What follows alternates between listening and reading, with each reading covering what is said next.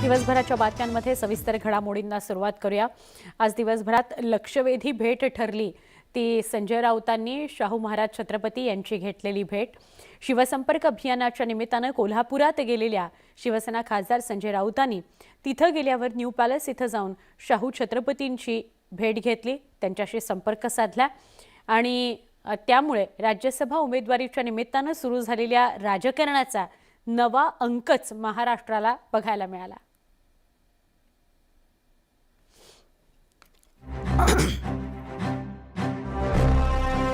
शिवसेनेचे नेते आणि राज्यसभेचे उमेदवार संजय राऊत यांनी थेट कोल्हापुरात शाहू छत्रपती यांची भेट घेतल्यानंतर सगळ्यांच्याच भुवया उंचावल्या। बाळासाहेब ठाकरेंचे आणि सध्याच्या शाहू महाराजांचे अत्यंत जिव्हाळ्याचे संबंध, कौटुंबिक नातं आजही आहे।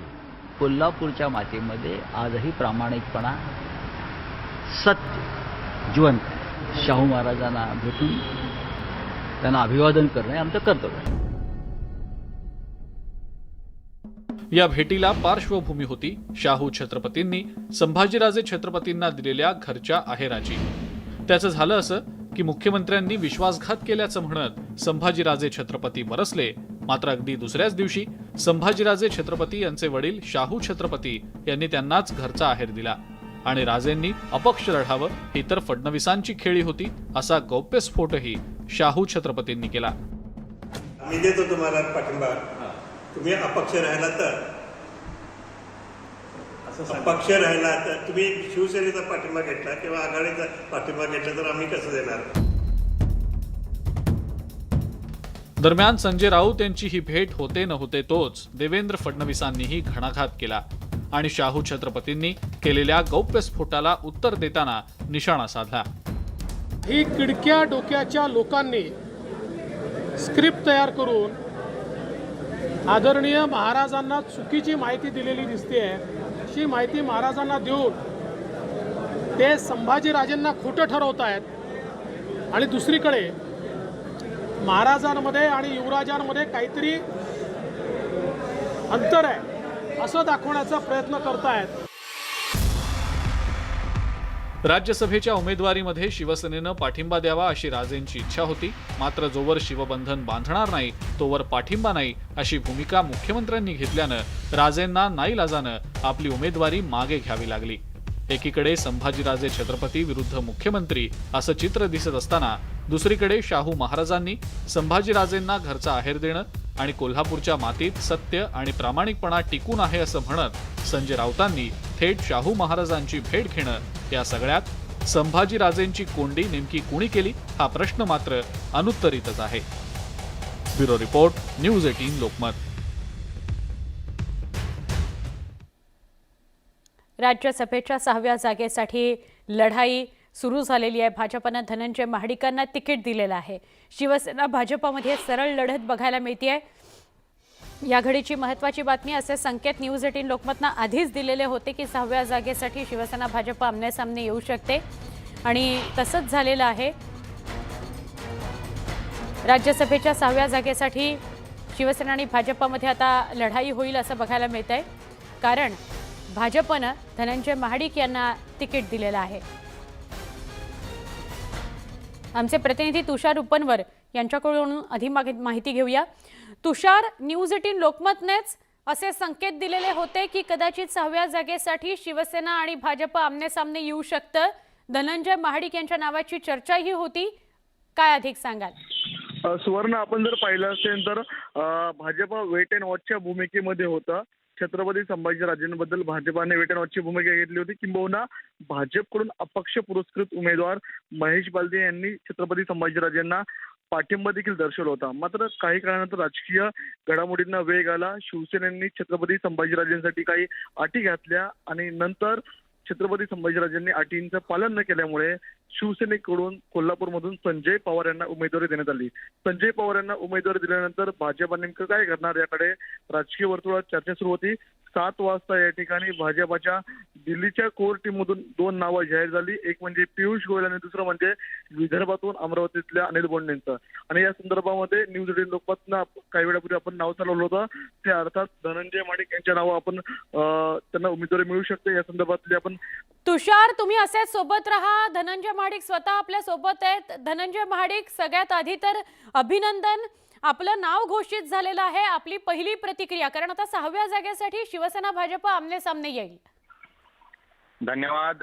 मी माझी उमेदवारी भारतीय जनता पार्टीकडून घोषित केल्याबद्दल आमचे नेते देवेंद्रजी फडणवीस साहेब आणि प्रदेशाध्यक्ष चंद्रकांत दादा यांचं सुरुवातीला मनापासून आभार मानतो. आणि या निवडणुकीला आम्ही समोर जात असताना विजयाची खात्री घेऊन या निवडणुकीमध्ये मी समोर जात आहे.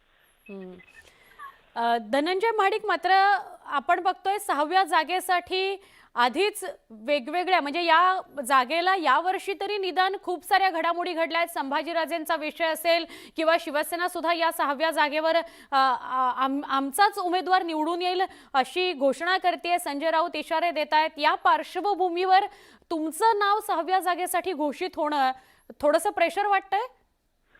नाही, मुळात आपण पाहिलं असेल भारतीय जनता पार्टीच्या 3 जागा होत्या. होय. त्यामुळे ही 3री जागा भाजपाचीच आहे असं माझं स्पष्ट मत आहे. या निवडणुकीमध्ये महाराष्ट्रामध्ये 19च्या निवडणुकीनंतर सुद्धा आज भारतीय जनता पार्टीच्या 2 जागा सहज निवडून जात आहेत. आणि आज 3ऱ्या जागेसाठी आमच्याकडं आमच्या ब्रँडेड आणि सहयोगी जे आमच्या बरोबर आहेत अशी 32 अतिरिक्त मतं आमच्याकडे आहेत. आता कोटा पद्धतीनं जर पाहायला गेलं तर 41चा कोटा राहील असं साधारण अपेक्षित आहे. आम्हाला साधारण 9-1 मतांची आणखीन बेरीज किंवा 9 ते 10 मतं लागतील असं अपेक्षित आहे.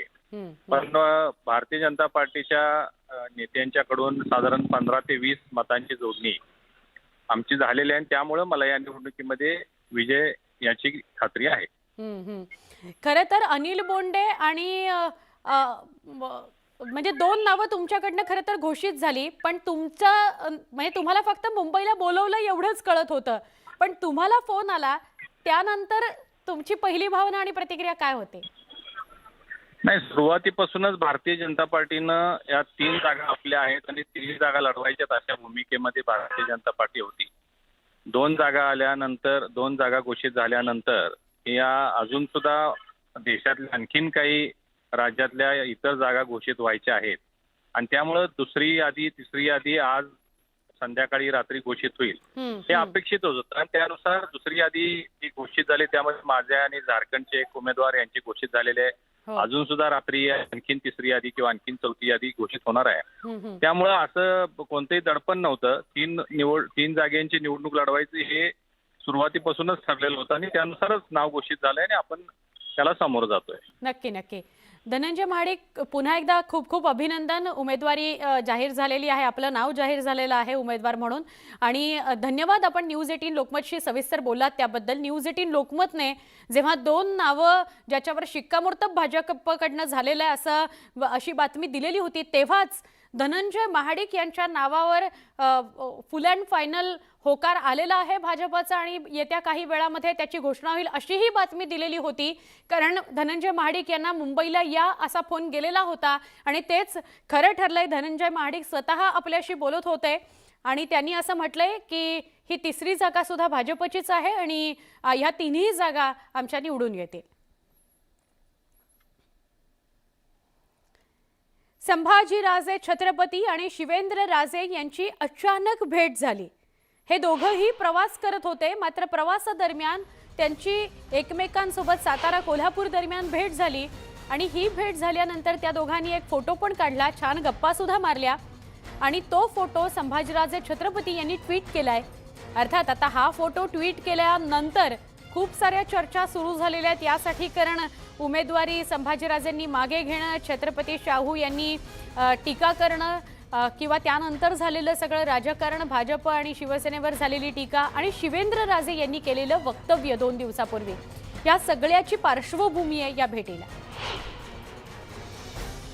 ट्विट काय केलं ते बघूया. संभाजीराजे छत्रपतींनी फोटो ट्विट केला आणि त्यात असं म्हटलंय, छत्रपती शिवेंद्रराजे सिंह यांची अचानक भेट झाली. महामार्गावर असून सुद्धा गाडी ओव्हरटेक करून त्यांनी माझी भेट घेतली. आपुलकीने माझी चौकशी केली. खूप आनंद वाटला.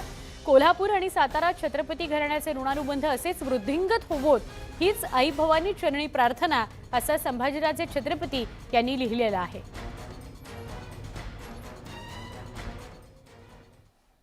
हाच फुटणार, तो फुटणार असे अंदाज वर्तवणाऱ्यांचं नशीब फुटलंय. त्यांनी ते बघावं आधी. महाराष्ट्रामध्ये यापुढे भाजपचं राज्य कधीच येणार नाही, असं संजय राऊत म्हणाले. भाजपवर त्यांनी घणाघात केलेला आहे. ही शिवसेना आणि उद्धव ठाकरे यापुढे राज्याचं नेतृत्व करतील असा विश्वास व्यक्त केलाय संजय राऊतांनी. शिवसेना फसवणाऱ्यांची संघटना नाहीये. शिवसेनेनं कुणाच्याही पाठीत कधीच खंजीर खुपसला नाही, असं संजय राऊत कोल्हापुरामध्ये म्हणाले, कागल इथं म्हणाले. तारीख पे तारीख, तारीख पे तारीख, तारीख पे तारीख, अशा तऱ्हेनं 2.5 वर्ष झाली.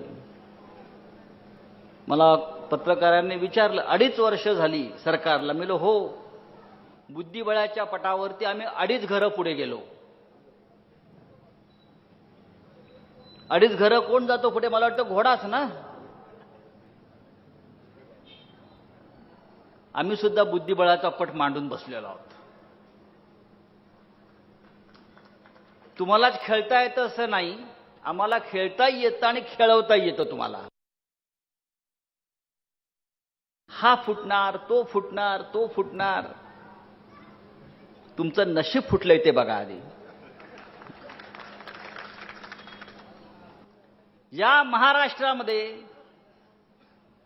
यापुढे भारतीय जनता पक्षाचं राज्य कधीच येणार नाही, हे मी तुम्हाला या कागलच्या चौकात सांगतो. त्याच्यामुळे कोणी किती आपटू द्या, आपटून चपटी होईल, पण राज्य येणार नाही. म्हणजे फसवाफसवीची भाषा कोण करताय?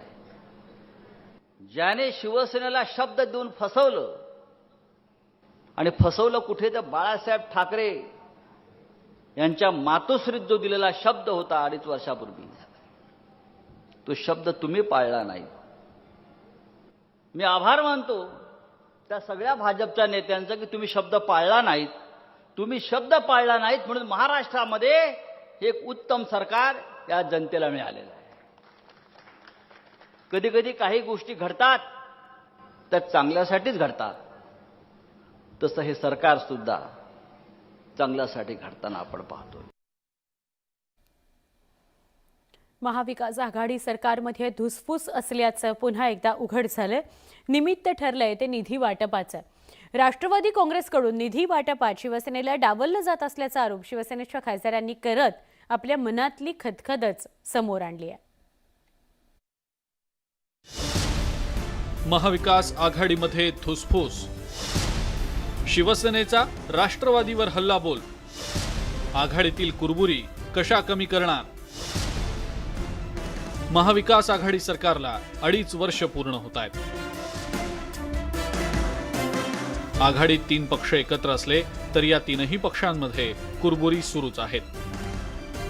याआधी काँग्रेसनं राष्ट्रवादी काँग्रेसकडून निधी वाटपाबाबत अन्याय होत असल्याची तक्रार केली होती.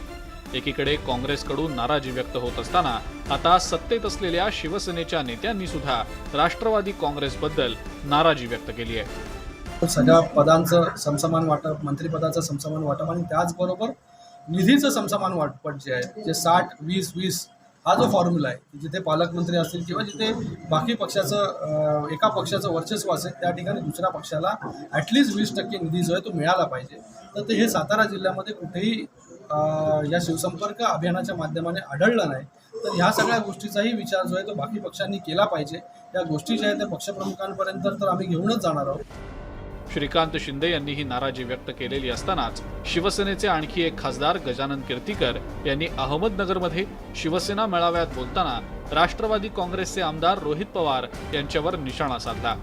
आमदार रोहित पवार यांनी शिवसैनिकांवर दबाव टाकण्याचे धंदे बंद करावेत असा थेट इशाराच कीर्तीकर यांनी दिलेला आहे. तुला काम पाहिजे तर शिवसेना सोड म्हणून माझ्याकडे पळवावडी करायला बघता. हे धंदे रोहित पवार तुम्ही जर बंद केले नाही, आमच्या वाट्याचा निधी जो आहे जिल्हा नियोजनचा, ते जे आहेत तुमचे कोण पालकमंत्री हसन मुश्रीफ यांना सुद्धा मी आजच्या ह्या दौऱ्यानंतर पत्र लिहिणार आहे. आमच्या वाट्याचा निधी जो आहे शिवसेनेचा, हा आम्हाला जेवढ्याच तेवढा जर नाही मिळाला तर ती तक्रार मुख्यमंत्र्यांकडे मी लेखी स्वरूपात करणार. महाविकास आघाडीतले सगळेच पक्ष आपापला पक्ष वाढवण्याचा प्रयत्न करतायत. त्यातून शिवसेनेनं शिवसंपर्क अभियान सुरू केलंय. या अंतर्गत कोल्हापुरात असताना शिवसेनेला डावलून काही ठरवत असाल तर खुर्च्या हलवू असा टोला शिवसेनेचे खासदार संजय राऊत यांनी पालकमंत्री सतेज पाटील यांना अप्रत्यक्षपणे लगावलाय. हे पडद्यामागचं राजकारण बंद करा. आमचं ठरलंय वगैरे काय चालतं ना आपापसात. आता आमच्याशिवाय ठरलं तर तुमचं ठरू देणार नाही. आता शिवसेनेला डावलून काही ठरवाल तर लक्षात ठेवा, तुमच्या खुर्च्या हलवल्याशिवाय राहणार नाही. महाविकास आघाडीमधल्या या कुरबुरीवर विरोधी पक्ष असलेल्या भाजपनं सुद्धा निशाणा साधण्याची संधी सोडलेली नाही. भविष्यात या ठिकाणी आपणच त्या ठिकाणी सर्वात मोठा पक्ष कसा राहावा प्रयत्न आहे आणि त्याच्यामध्ये शिवसेनेला त्या ठिकाणी बाजूला जावं लागतं. शिवसेनेची धुळदाण होत असताना याची डोळा त्या ठिकाणी दिसून येते आणि त्यातनंच श्रीकांत शिंदेंची आलेली प्रतिक्रिया ही खरी आहे. ते तसंच चित्र संपूर्ण महाराष्ट्रात दिसतंय. महाविकास आघाडी सरकार भक्कम असल्याचा दावा तीनही पक्षांचे नेते वारंवार करतात. मात्र आगामी निवडणुकांमध्ये या तीनही पक्षांची एकी राहणार का? परस्परांमधले मतभेद हे पक्ष कसे दूर करणार याकडे राजकीय वर्तुळासह जनतेचंही लक्ष लागलंय. Bureau report, news 18 Lokmat. दरम्यान राष्ट्रवादी काँग्रेस आणि काँग्रेसच्या नेत्यांनी काय प्रतिक्रिया दिल्या त्याही बघणार आहोत. मुख्यमंत्री मोदयांना मागच्या काळात आम्ही भेटलो होतो, त्यावेळेसही त्यांना सांगितलं आणि मुख्यमंत्री मोदयांनी याच्यात लक्ष घालावं. त्यांचे स्वतःचे खासदार आमदार समजा या पद्धतीच्या तक्रारी करत असतील तर मुख्यमंत्री त्याचे प्रमुख आहेत आणि आमची पण भूमिका तीच आहे. एखादा उत्सुक कार्यकर्ता आहे, श्रीकांत हा खूप चांगला खासदार आहे, चांगलं काम करतो, मी मन कुठेतरी मोकळं केलं असेल तर त्याच्यात गैर काय. प्रत्येकाला आपल्या पक्षात आपलं स्थान आणि कार्यकर्त्यांमधला उत्साह टिकवायचा असतो. ते जर काम कोणी करत असेल तर त्याच्यामध्ये त्याला मी फारशी किंमतही देत नाही आणि त्याच्याकडे बघतही. त्याचं ते काम करतात. काँग्रेसचे प्रदेशाध्यक्ष नाना पटोले हे सोनिया गांधी यांची भेट घेणार आहेत. उद्या संध्याकाळी 5 वाजता नवी दिल्लीमध्ये ही भेट निश्चित झालेली आहे. NCPच्या भूमिकेविषयी या भेटीमध्ये ते चर्चा करू शकतात. जे काही निधी संदर्भातले मुद्दे असतील, तक्रारी असतील किंवा नाराजी असेल, या सगळ्याविषयी चर्चा होऊ शकते. राज्यसभेच्या उमेदवाराविषयी सुद्धा चर्चा होऊ शकते असं कळतंय. खरं तर आता श्रीकांत शिंदे जे काही बोलले असतील तर निश्चितपणे शिवसेनेच्या वाट्याला जे काही यायचं असेल ते कोणामुळे येत नाही तोही एक प्रश्न पुढे आहे आणि माननीय मुख्यमंत्री प्रमुख आहेत. मुख्यमंत्र्यांनी या विषयावर बोललं पाहिजे आणि सरकार त्यांच्या नेतृत्वात चालतं आहे. मुख्यमंत्र्यांनी यांच्यामध्ये लक्ष घातलं पाहिजे असं काँग्रेसच्या ची भूमिका सुद्धा आम्ही माननीय मुख्यमंत्र्यांकडे मांडलेली आहे. पण विषय असा आहे की जो निधी सरकारने जेव्हा कॉमन मिनिमम प्रोग्रामवर ठरलं होतं तो निधी हवा तसा मिळत नाही, तो एकाच बाजूने जातं असं त्यांचा त्या ठिकाणी आरोप आहे. बिलकुल, म्हणून आमची चर्चा तीच आहे. माननीय मुख्यमंत्री मोदयांना मागच्या काळात आम्ही भेटलो होतो, त्यावेळेसही त्यांना सांगितलं आणि मुख्यमंत्री मोदयांनी याच्यात लक्ष घालावं. त्यांचे स्वतःचे खासदार आमदार समजा या पद्धतीच्या तक्रारी करत असतील तर मुख्यमंत्री त्याचे प्रमुख आहेत आणि आमची पण भूमिका तीच आहे. त्यांनी म्हटलंय की असं योग्य वाटप असेल तरच सरकार सुरळीत चालू शकते. हा कुठे ना कुठे इशारा आहे राष्ट्रवादी काँग्रेस पक्षाला. मला त्यांचा इशारा कोणाला मला माहिती आहे, पण माननीय मुख्यमंत्र्यांनी यांच्यामध्ये लक्ष घालावं एवढीच आमची भूमिका आहे. आपण नाराजी व्यक्त केली होती, जे खंजीर खुपसलीची जी भाषा आपण केली आणि गोंदियामध्ये ज्याप्रमाणे हे प्रकरण झालं आहे त्याबाबतची ही चर्चा उद्याच्या बैठकीत होईल. बिलकुल, या सगळ्या विषयावरची चर्चा होणार आहे कारण की आखरी हे महाविकास आघाडीचं सरकार आहे आणि या सरकारचं हे समन्वय तेवढंच महत्त्वाचं आहे आणि ज्या उद्देशाने ही सरकार झालेली होती त्या उद्देशाची सफलतेच्या आधारावर ही सरकार पुढे जावी अशा पद्धतीची भूमिका काँग्रेसची आहे आणि त्याच्याबद्दलचं सातत्यानं आम्ही माननीय मुख्यमंत्र्याला कळवलेलं आहे. राष्ट्रवादी काँग्रेसला नवाब मलिकांचा विसर पडल्याची टीका एमआयएमचे खासदार असदुद्दीन ओवैसी यांनी केली आहे. भिवंडीतल्या सभेत त्यांनी ती टीका केली होती. त्याला उपमुख्यमंत्री अजित पवार यांनी उत्तर दिलं. मीडिया ने रिपोर्ट किया कि शरद पवार साहिब ने देश के प्रधानमंत्री जो इस वक्त भारत के बादशाह बने बैठे हैं उनसे कहा कि संजय राउत पर कुछ मत करो, उसको जेल में मत भिजाओ, उसके खिलाफ इंक्वायरी मत करो. मैं पूछना चाह रहा हूं राष्ट्रवादी कांग्रेस के लोगों से, उनको नवाब मलिक क्यों याद नहीं आया? नवाब मलिक का नाम लेना था ना. नवाब मलिकांचा राष्ट्रवादीला विसर पडलाय, मुस्लिमांचा विसर पडतोय आणि दुसरीकडे शरद पवार जे आहेत आम्हाला कुणाचाही विसर पडत नाही. आम्ही सगळ्यांची व्यवस्थितपणे जी काही काळजी घ्यायला पाहिजे ती काळजी घेत असतो. राज्याचे अल्पसंख्याक मंत्री नवाब मलिक जेलमध्ये आहेत. मुंबईचे माजी पोलीस आयुक्त परमवीर सिंग यांनी केलेल्या 100 कोटी घोटाळ्याच्या आरोपाप्रकरणी माजी गृहमंत्री अनिल देशमुख सुद्धा जेलमध्ये आहेत. केंद्रीय तपास यंत्रणा ईडी आणि सीबीआयने त्यांच्या विरोधात केलेल्या कारवाईवरून महाविकास आघाडीच्या नेत्यांकडून भाजपावर टीका केली जाते. आता देखील राष्ट्रवादी काँग्रेसच्या खासदार सुप्रिया सुळे यांनी नवाब मलिक आणि देशमुख यांच्यावरील कारवाईवरून भाजपावर टीका केली आहे. अल्पसंख्याक मंत्री नवाब मलिक आणि माजी गृहमंत्री अनिल देशमुख यांच्यावर अन्याय केला जातोय. ज्याच्यावर आरोप होत आहेत त्या व्यक्तीला माफीचा साक्षीदार बनवलं जात आहे आणि आरोप करणारा फरार आहे अशी टीका सुप्रिया सुळेंनी केली. 109 वेळा रेड झाली. 109 वेळा म्हणजे 108 वेळा काहीच मिळालं नाही तुम्हाला. म्हणजे हास्यास्पद आहे. विक्रम केला या केंद्र सरकारने. म्हणजे अनिल देशमुखांवरचा हे जे आरोप झाले त्याच्यानंतर ज्यांनी आरोप केले, ज्याच्यावर आरोप झाले तो आज माफीचा साक्षीदार होणार आणि ज्यांनी आरोप केले तो माणूस गायब आहे. हा कुठला न्याय हो? हा अन्याय चाललाय आमच्या अनिल देशमुखांवर केंद्र सरकारवर. नवाबांची तीच परिस्थिती आहे. महाराष्ट्रात आजकाल एक नवीन फॅशन आली आहे. रोज उठायचं आणि काहीतरी घोटाळ्याबद्दल चॅनलच्या समोर बोलत राहायचं. काल आरोपांची मला पण गंमत वाटते कधी कधी. कोणीतरी मध्ये एक आरोप केला होता की 19 बंगले आहेत आमच्या माननीय मुख्यमंत्र्यांचे. चॅनलच जेव्हा तिथे गेलं, तुमच्याच एका चॅनलवर बघितलं ते 19 सोडा हो, एक पण बंगला नव्हता. त्यामुळे कोण आरोप करते की त्याची क्रेडिबिलिटी वगैरे या सगळ्या गोष्टीचा आपण पण विचार केला पाहिजे. खासदार सुप्रिया सुळे यांच्यावर टीका करताना तोल घसरलेल्या भाजपा प्रदेशाध्यक्ष चंद्रकांत पाटील यांनी दिलगिरी व्यक्त केलेली आहे. राज्य महिला आयोगाच्या अध्यक्ष रुपाली चाकणकर यांना त्यांनी पत्र लिहिलं आहे आणि त्यात दिलगिरी व्यक्त केली आहे. चंद्रकांत दादांनी पत्र लिहिल्यानंतर सुप्रिया सुळेंनी देखील या वादावर आता सगळ्यांनी पडदा टाकावा अशी विनंती केलेली आहे, आवाहन केलेलं आहे. चंद्रकांत पाटील भाजपचे प्रदेशाध्यक्ष यांनी बोलताना त्यांची जीभ घसरली होती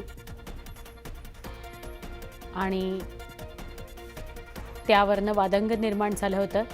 राज्य महिला आयोगाच्या वतीनं त्यांच्यावर टीकाही झालेली होती. याबाबत चंद्रकांत पाटलांनी दिलगिरी व्यक्त केलेली आहे. पत्र रुपाली चाकणकर यांना पाठवलेलं आहे.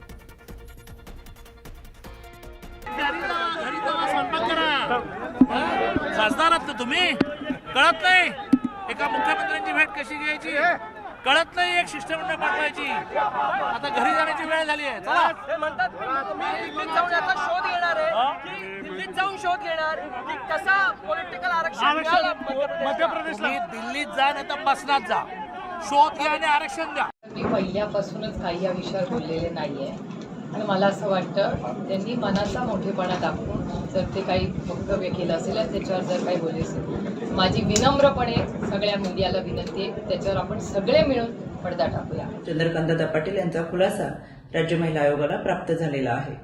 यामध्ये मी केलेल्या वक्तव्याबाबत मला दुःख होत असून मी खासदार सुप्रियाताई सुळे यांची व समस्त महिला भगिनींची दिलगिरी व्यक्त करतो असे नमूद करण्यात आलेले आहे.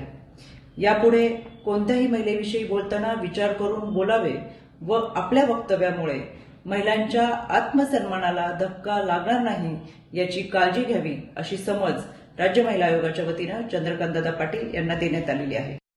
दिवसभराच्या बातम्यांमध्ये पुन्हा एकदा स्वागत. हनुमानाच्या जन्मस्थळावरून सुरू झालेला वाद आता पुराव्यांच्या टप्प्यावर आलेला आहे. वाल्मिकी रामायणामध्ये उल्लेख असलेली किष्किंधा नगरी कर्नाटकमध्ये असल्याचं सांगत हनुमान जन्मस्थळ कर्नाटकात आहे असा दावा केला जातोय. अशातच आता नाशिकमध्येही किष्किंधा नगरी आहे आणि पंपा सरोवर आहे असं समोर आलंय. पाहुयात हनुमान जन्मस्थळावरचा न्यूज 18 लोकमतचा स्पेशल रिपोर्ट. वाल्मिकींचं रामायण हे रामकथेतील प्रमाण आणि सर्वमान्य कथासार आणि याच वाल्मिकी रामायणातील पान नंबर 39 वरील किष्किंधा राम सुग्रीव जगुस्ते गुहांतरा ही ओवी चर्चेत आलेली आहे. कारण या ओवीमुळेच हनुमान जन्मस्थानाचा वाद उभा राहिलेला आहे. कर्नाटकच्या किष्किंधा मठाचे मठाधिपती गोविंदानंद स्वामी यांनी सादर केलेल्या पुराव्यांनुसार हनुमानाचं जन्मस्थळ अर्थात किष्किंधा नगरी कर्नाटकमध्ये असल्याचा दावा केला जातोय. मात्र आता नाशिकमध्ये सुद्धा किष्किंधा नगरी असल्याचा दावा होऊ लागल्यानं हा वाद अधिक चिघळण्याची शक्यता आहे. केवळ किष्किंधा नगरीच नाही तर नाशिकमध्ये शबरीचा माळ आणि पंपा सरोवर देखील असल्याचं समोर आलेलं आहे. न्यूज 18 लोकमतच्या टीमनं या सगळ्या ठिकाणी जात दाव्यांमधील तथ्य जाणून घेण्याचा प्रयत्न केला. हनुमान जन्मस्थळ त्र्यंबकहून इगतपुरीकडे जाताना पहिने गाव लागतं आणि याच गावात आम्हाला महंतांनी शबरीचा माळ दाखवला. या ठिकाणी राम लक्ष्मण सीतेचं प्राचीन मंदिर आणि कुंडही होता.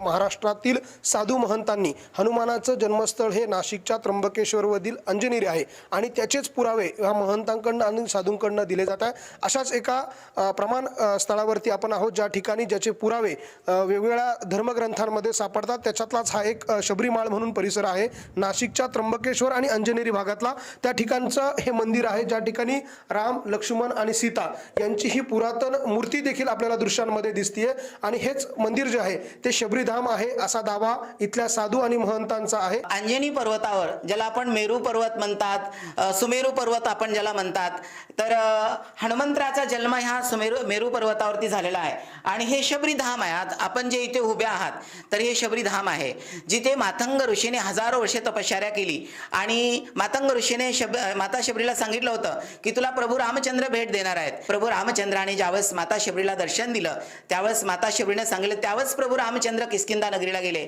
आणि पंपसरावरती हनुमंतरायाची आणि प्रभू रामचंद्राची लक्ष्मणाची भेट झाली. म्हणजे पूर्वी शिबरी बिलराज अशी म्हणतात आणि या ठिकाणी तर राम तिकून नाशिकून आले तेव्हा इथं उष्टी बोर त्यांनी खाल्ले त्याच्यामुळे इथं ते बिलमाल नाव पडलं आणि इथं रामाचं मंदिर आहे. शबरीचा माळ पाहिल्यानंतर आम्ही याच साधू महंतांना घेऊन अंजनेरी पर्वताच्या मागच्या बाजूला असलेल्या रामायणातील किष्किंधा नगरी आणि आताच्या कुशेगावात पोहोचलो. ज्या ठिकाणी गेल्यानंतर आम्हाला रामायणात उल्लेख असलेले पंपा सरोवर आणि किष्किंधा नगरीतले राम लक्ष्मण सीतेचं मंदिर आढळलं. कर्नाटकात किष्किंधा नगरी असल्याचा दावा जरी होत असला तरी हनुमानाचं जन्मस्थळ असलेली किष्किंधा नगरी पंपा सरोवर नाशिकमध्येच असल्याचं आमच्या पाहणीत समोर आलं.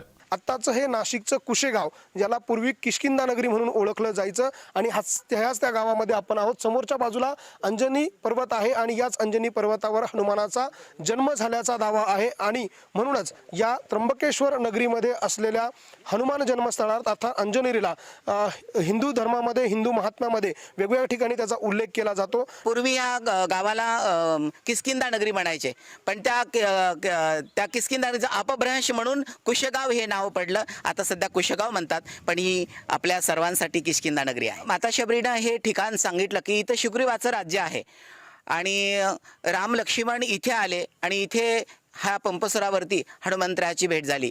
हनुमंतरायाने आपण रामायण बघत असाल हनुमंतरायाने दोघाही बंधूंना राजकुमारांना खांद्यावरती बसवून सुग्रीवाच्या भेटीला घेऊन गेले. विशेष बाब म्हणजे नाशिकमधल्या या किष्किंधा नगरीचा उल्लेख जिल्हा प्रशासनाच्या यादीतही आहे. वन विभागाच्या अखत्यारीत येणाऱ्या या भागाचा किष्किंधा नगरी म्हणूनच शासकीय दस्तऐवजात उल्लेख आहे. त्याचा पुरावा म्हणजे नुकतंच या मंदिर परिसराच्या रस्ते विकासासाठी 10 लाखांचा निधी किष्किंधा नगरी म्हणूनच मंजूर करण्यात आलाय. स्थानिकही याच जागेचा रामायणातील पंपा सरोवर आणि किष्किंधा नगरी असा उल्लेख करतात. इगतपुरी तालुक्यातील हे जे कुशगाव म्हणून आहे हा किष्किंधा नगरी परिसर आहे. कारण रामायणामध्ये आपण ज्या किष्किंधा नगरीचा उल्लेख आहे ती किष्किंधा नगरी आहे. कारण नाशिकमध्ये सगळ्यांना माहिती आहे पंचवटीमध्ये राम जेव्हा याच्यामध्ये वास्तव्याला आले होते तेव्हा हे नजीकचा भाग असल्यामुळे राम आणि सुग्रीवाची या ठिकाणी भेट झाली आहे. किष्किंधा नगरी ती हीच आहे. त्याचं कारण असं आहे की या ठिकाणी राम आणि वालीव सुग्रीव यांची भेट झालेली आहे. त्याचे काही पुरावे जर पाहिजे असतील तर पुरावे तुम्हाला इथं पंप सरोवर दिसेल शेजारी. सरकारी डॉक्युमेंटला किष्किंधा क्यू असं लिहिलेलं आहे डायरेक्ट. आपणही तुम्ही रेकॉर्ड जर काढलं या गावच्या फॉर्टचं किंवा जमिनीचं तर हा एक पुरावा आहे. हनुमान जन्मस्थळाबाबत गोविंदानंद स्वामींचा दावा खोडण्यासाठी आता नाशिकमधले हे सगळे पुरावे धर्म परिषदेत मांडले जाणार आहेत. त्यामुळं दावा केली जाणारी किष्किंधा नगरी नाशिकची की कर्नाटकची हे पाहणं महत्त्वाचं ठरेल. लक्ष्मण घाटोळ, न्यूज 18 लोकमत, नाशिक. तब्बल 2.5 वर्षांनंतर जेजुरी गडावर सोमवती यात्रा पार पडणार आहे. कोरोनाच्या पार्श्वभूमीवर सलग 2 वर्ष ही यात्रा होऊ शकलेली नव्हती. यंदा मात्र ही सोमवती यात्रा पार पडतीये. जेजुरी गडावर याची जय्यत तयारी आपल्याला बघायला मिळते. सोमवारी दुपारी 1 वाजता खंडेरायाच्या पालखीचं प्रस्थान होईल. यात्रेला सुरुवात होईल. संध्याकाळी 5 वाजता देवांना करास्नान घालण्यात येईल. 2 वर्षांतून यात्रा होणार असल्यानं 5 लाखांपेक्षा जास्त भाविक इथं येतील अशी शक्यता आहे. दरम्यान सोमवती अमावस्येनिमित्त जेजुरी गडावर आकर्षक अशी रोषणाई करण्यात आलेली आहे.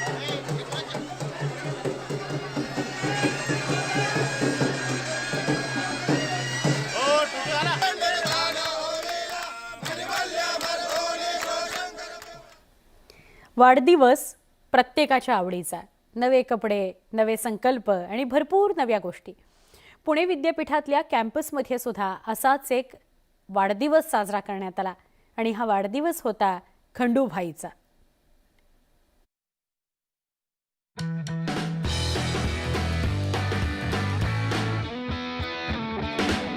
भाऊचा कहर,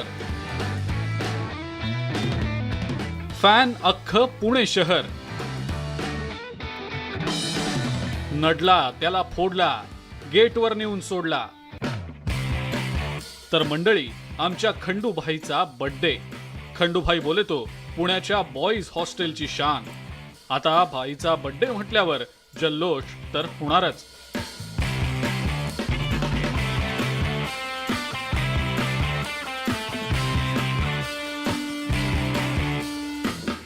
मग अखिल पुणे विद्यापीठ भटकी कुत्री संघटनेच्या वतीनं भाईच्या बर्थडेचा मोठा फ्लेक्स लावला.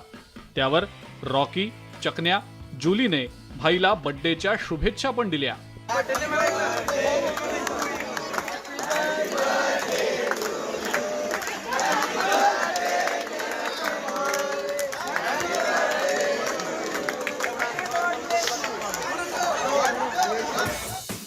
आजवर खंडूभाईने आपल्या जीवावर उदार होऊन विद्यापीठातल्या वॉचमनला आणि विद्यार्थ्यांना सर्पदंशापासून वाचवलंय आणि तेव्हापासून त्याच्यावर पोरांचा लय जीव. बर्थडेच्या दिवशी भाई चमकायला पाहिजे ना, म्हणून तर घासून पुसून भाईला आंघोळ घातली. भाईनं आपल्या बाथटब मध्ये मस्त मजा घेतली. दरवर्षीप्रमाणे भाईच्या बर्थडेला पोरांची आणि भाईच्या मित्रमैत्रिणींची जबरदस्त गर्दी झाली. मग पोरांनी भाईला हॅपी बर्थडेचा हार घातला आणि मग काय, भाईच्या बर्थडेचा केक कापला.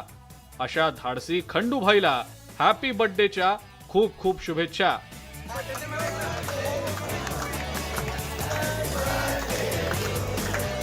वैभव सोनवणे, न्यूज 18 लोकमत, पुणे. वारंवार चालत्या ट्रेनमधून प्रवासी पडल्याचे अनेक व्हिडिओ आपण पाहिलेले आहेत. अशाच प्रकारची एक घटना ओडिशातील भुवनेश्वर रेल्वे स्टेशनवर घडली. एका धावत्या ट्रेनमधून उतरताना महिला ट्रेन आणि प्लॅटफॉर्मच्या मध्ये पडली, पण आरपीएफ जवानाच्या सतर्कतेमुळे, तत्परतेमुळे महिलेचा जीव वाचला. प्लॅटफॉर्मवर लागलेल्या सीसीटीव्हीत ही घटना कैद झाली. ही दृश्य भुवनेश्वर स्थानकावरची आहेत. अशी दृश्य रोज एक ना दोन व्हिडिओ आपल्या समोर येत आहेत, तरीही आपण धावत्या ट्रेनमधनं, चालत्या ट्रेनमधनं उतरणं अजिबात सोडत नाही. धावत्या ट्रेनमध्येही आपण चढतो आणि उतरण्याचा सुद्धा प्रयत्न करतो आणि आपला स्वतःचा जीव धोक्यात घालतो. पण हल्ली RPF जवान सतर्कच झालेले आहेत. कायम जेव्हा ट्रेन येते तेव्हा या ट्रेनच्या जरासं जवळ जाऊन ते उभे राहतात, सगळ्या प्रवाशांवर लक्ष ठेवून असतात आणि अनेकदा ते जीवही वाचवतात.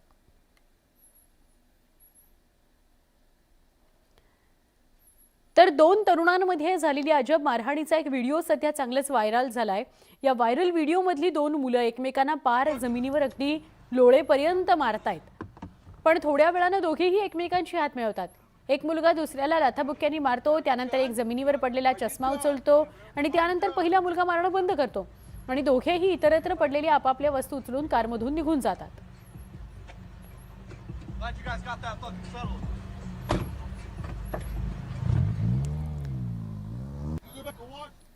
युक्रेन आणि रशिया युद्धाला आता 3 महिन्यांहून अधिकचा काळ लोटलाय. मात्र हे युद्ध थांबण्याचं नाव घेत नाहीये.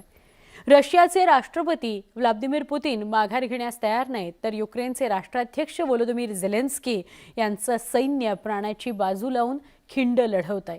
हे युद्ध पुतीन यांच्यासाठी मिशन इम्पॉसिबल ठरल्यामुळे रशियाने आपली रणनीती बदलली आहे. बुलेटिनमध्ये पुन्हा एकदा स्वागत. वैद्यनाथ साखर कारखाना चालवण्यावरून धनंजय मुंडेंनी पंकजा मुंडेंवर टीका केली आहे. आम्ही शेतकऱ्यांना FRP पेक्षा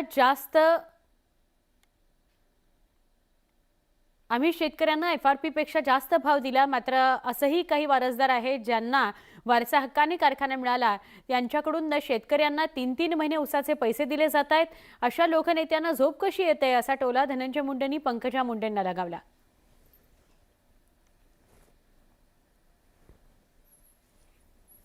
संस्था आपण चालवतोय, त्या संस्थेचं शेतकऱ्यांनी ऊस घातलाय आणि ऊस घातल्यावर सुद्धा 3-3, 4-4 महिने आपण शेतकऱ्याचं पेमेंट करू शकलो नाही. कशी एखाद्याला झोप येते, कशी ते लोकनेते असतात, मला ह्याचा मेळच कधी बसला नाही. राज्यात शिल्लक उसाचा प्रश्न निर्माण झालाय. याचवेळी देशात साखरेचं विक्रमी उत्पादन निघालंय. साखर उद्योगाबाबत केंद्रीय मंत्री नितीन गडकरींनी मिश्किल असं विधान केलंय. जो मागच्या वर्षी पाप करतो तो या जन्मात साखर कारखाना काढतो, असं वक्तव्य केंद्रीय मंत्री नितीन गडकरींनी केलं. गोंदियात नितीन गडकरी यांच्या हस्ते रस्ते आणि उड्डाणपुलाचं भूमिपूजन झालं. यावेळी ते बोलत होते. नागपूर ते गोंदिया मेट्रो सुरू करणार असल्याचं त्यांनी म्हटलंय. ये शुगर फैक्ट्री तो मैं अक्सर कहता हूँ कि जो पिछले जन्म में पाप करता है वो उस जन्म में एक तो शुगर फैक्ट्री डालता है, नहीं तो अखबार शुरू करता है. तो वैसे ही भंडारा जिले के 2 नेताओं ने मेरे गले में ये कारखाना लटकाया और वो मुझे छोड़ के भाग गए. बहुत आग्रह करके मैं नहीं चाहता था तो भी मेरे गले में लटकाया. पर मैं एक बात है कि जो काम लेता हूँ उसको छोड़ता नहीं, और इसलिए भंडारा गोंदिया जिले के विकास के लिए मैं देवाड़ा में हम लोग 600 करोड़ रुपए का नया विस्तार कर रहे हैं और इसका भूमि पूजन 3 महीने के अंदर उस कार्य का शुभारंभ करेंगे. उसके साथ साथ अब नागपुर से गोंदिया मेट्रो भी हम शुरू कर रहे हैं. गोंदिया टू नागपुर ये डिस्टेंस कितना किलोमीटर है? तो मैं आपको गोंदिया से नागपुर 1 घंटा 5 मिनट में पहुंचा दूंगा. 140 किलोमीटर के स्पीड से एयर कंडीशन मेट्रो चलेगी और आप नागपुर में रहकर गोंदिया नौकरी कर सकोगे और गोंदिया में रहकर मिहान में काम कर सकोगे. ये मेट्रो 6 महीने के अंदर शुरू करने की योजना है. उनको मेट्रो की गाड़ियां मिल रही रेलवे से और जल्दी ये काम शुरू होगा. या सगळ्या महत्त्वाच्या दिवसभरातल्या बातम्यांसह बुलेटिनमध्ये इथेच थांबतोय. न्यूज 18 लोकमतच्या यूट्यूब चॅनलला सबस्क्राईब करायला विसरू नका. फेसबुक, ट्विटर आणि इंस्टाग्रामवर ताज्या बातम्या आम्ही टाकत असतो, त्या बघायला विसरू नका. पहा फक्त न्यूज 18 लोकमत.